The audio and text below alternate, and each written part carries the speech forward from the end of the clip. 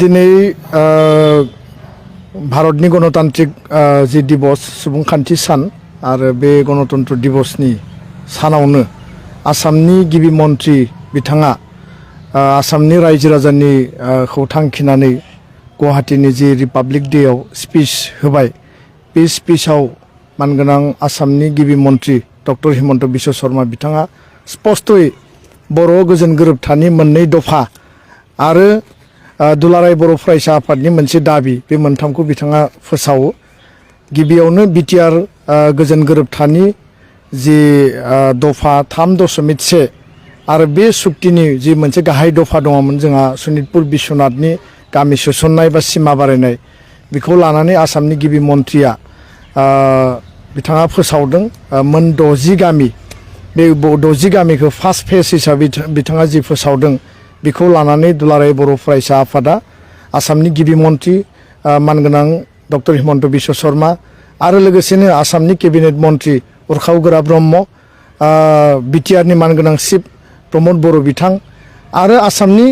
Cabinet मन्त्रि पीयूष हाजरिका बिथांमोननो special जोङो thanks होयो आरो बिथांमोनखौ साबायखर बावदों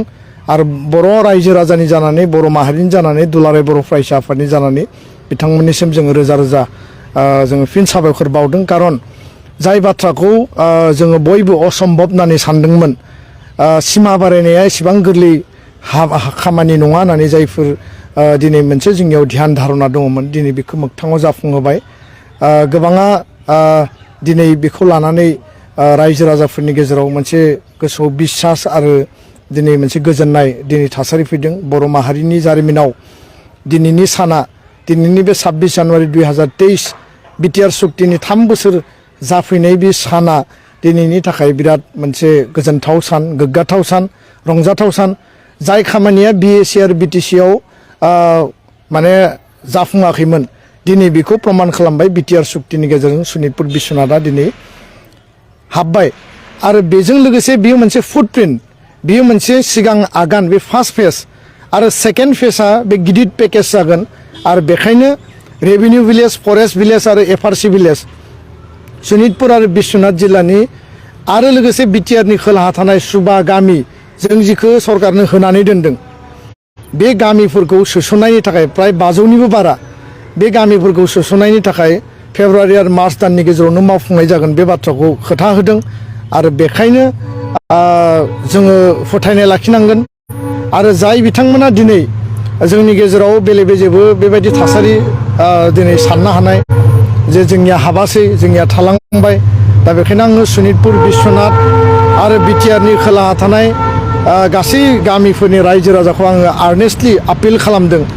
जे नोंथांमोननि गामियाबो पर्यायक्रमे हाबगोन आरो बेखौ सोसननायनि थाखाय दुलाराय बर' फरायसा आफादा जोङो खामानि मावगासिनो दङ सरकारखौ नारसिनदों मालाबा डिबेट खालामदों आर्गुमेन्ट होदों आरो बिटिआर सरकाराबो बिनि थाखाय सागानगिरिफ्राबो खामानि मावगासिनो दङ दा बेखायनो 2001 परियालनो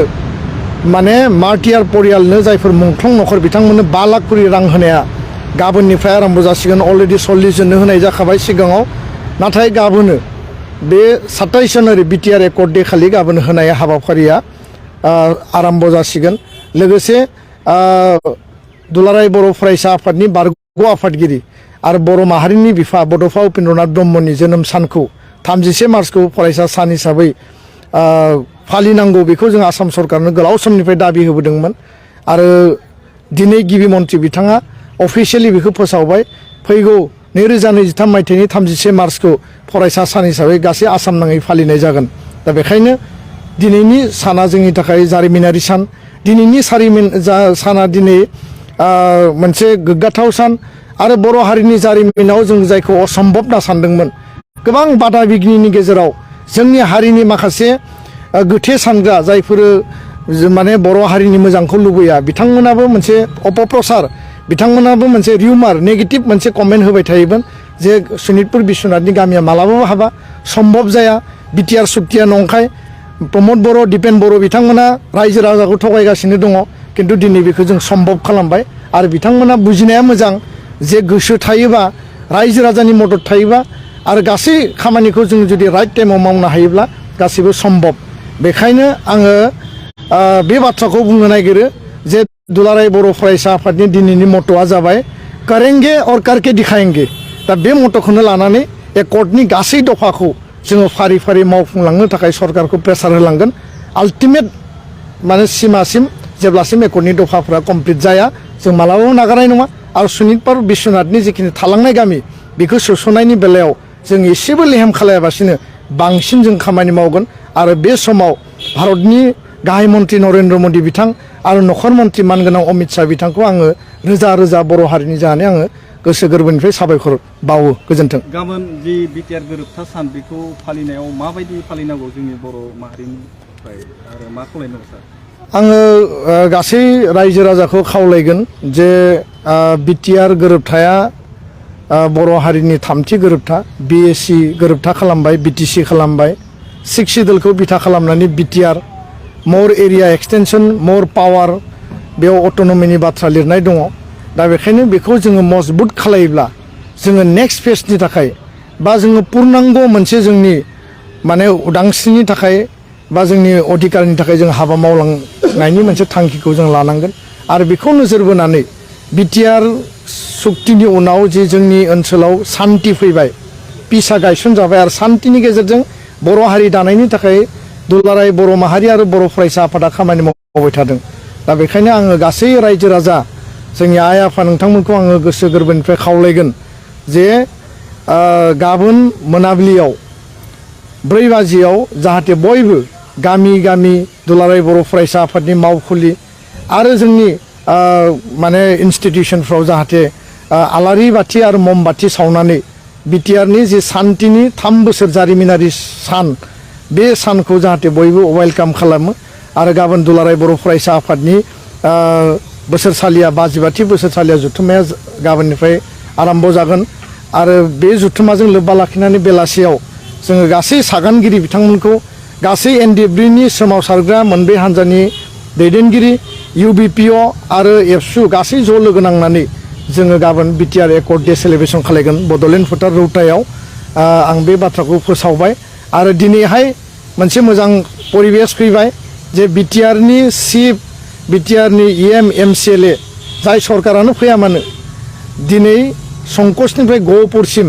बिटिआर ओनसोलखौ जौगानायनि थाखाय इन्सटिटिउसन गायसननायनि थाखाय फरायसालिफोरखौ जोथोन लानायनि थाखाय गासै जोंनि थांना थानाय जिउआव जिखिनि जोंनि जेंना जेंसि दङ बेखौ जौगाहोनायनि थाखाय हाबाफारि लानो थाखाय हासिगोन आरो संकसनिफ्राय गहपुरसिम बिटिआरनि चिफ इएम एमसिएलए बर' रायजो राजाया बिटिआर ओनसोल होननानै बेयाव दावबायनो होनो हानाय खुंथाय प्रसासन खालामनो हानाय गासै परिबेसा दिनै जानानै फैसिगोन दा बेखायनो बिटिआरनि बायजोआव थानाय बर' कसारि काउन्सिलनिबो माखासे जोंहा हाबा मावबावनांगौ दङ गामि जोंहा नटिफिकेसन होनाय समस्ति दानाय बिसायख'थि खुंनाय आरो मर पेकेज होनाय बे खामानिखौबो मावनानै बर' कसारि काउन्सिलखौबो जोङो गोख्रोङै गायसनलांनांगोन आरो जोङो बर' हारि दानायनि थाखाय बड'फानि आदर्शजों गेरेमसा माहारि दानायनि थाखाय जोङो अरायबो हाबा मावलांनो थाखाय जों फिन खेबसेबाव संकल्प आरो समायखेरा लानानै जों हाबा मावलांगोन आं दिनै बे बाथ्राखौनो फोसावबाय गोजोन्थों। 6.3 नि बेलायाव दासिम नांगौ बायदि जायाखै जोंनि प्राय एकर्डनि माखासे दफा इमप्लिमेन्टेसना फेस मेनाराव दिनै जागासिनो दङ आरो बेखायनो दिनै 6.3 भेन्सार स्कुल आरो कलेजफोरखौ सरकारि खालामनाय बेखौ लानानै आसामाव थानाय आरसिजेनि कमिटिया खामानि मावदों सोलोंथाइ मन्त्रि बिथाङा खामानि मावदों आरो 10टा कलेज जिखिनि 10टा कलेजखौ फोसावनांगौ बे कलेजनि बेलायाव बिथांमोना माखासे टेकनिकेल आरो माखासे क्राइटेरिया